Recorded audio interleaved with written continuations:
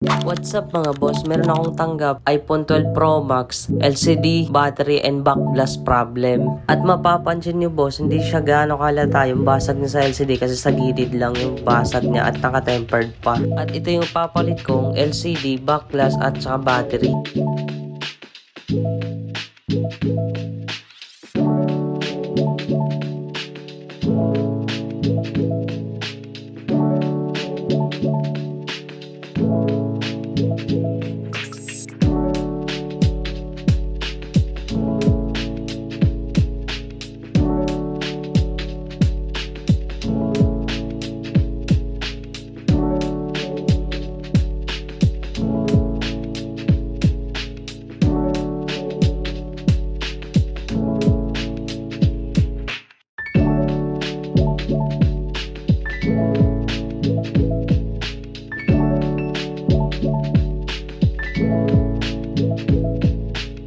At napapansin nyo guys, sobrang dali na lang tanggalin ng backlash niya kasi napalitan na ng backlash. Hindi na ito yung original na backlash. Kaya sobrang dali na lang, hindi ko na kailangan i-hot air pa.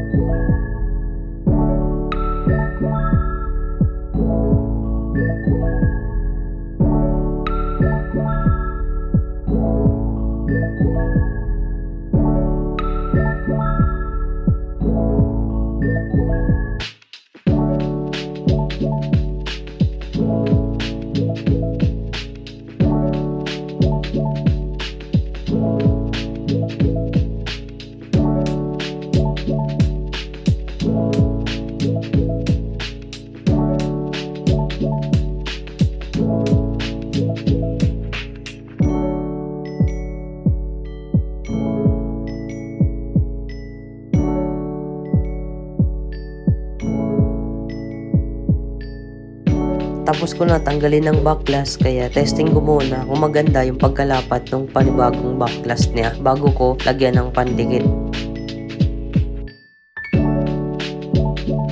At maayos naman ang pagkakalagay, fit naman yung pagkakalagay.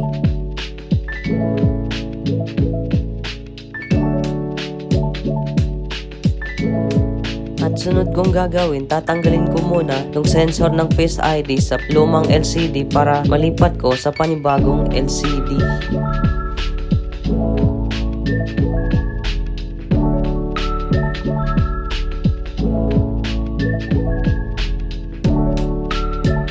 At ikakabit ko na rin ang panibagong battery.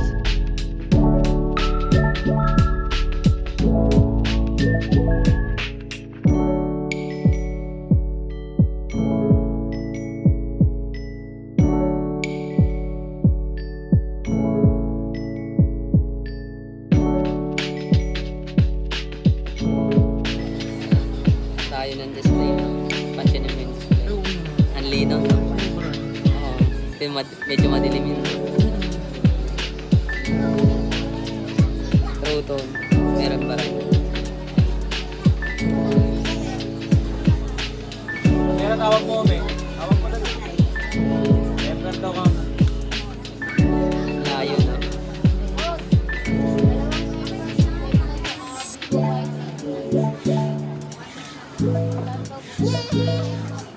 $100 lang ito eh. Class A lang kasi yun. Ito. Bukas pa lang, alam ko na. Konti ang po yun.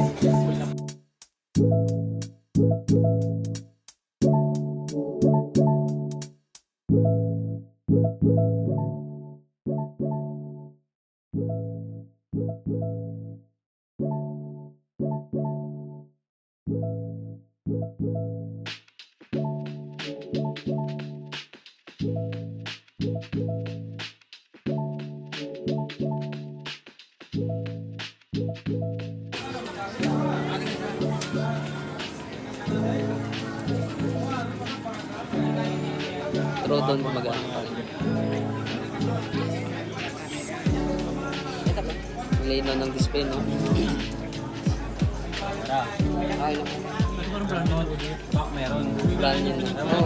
Back na meron. Mahal eh. Siyempre pinakamura eh. Yung nasa kanila yun. Okay na yung pinakamura.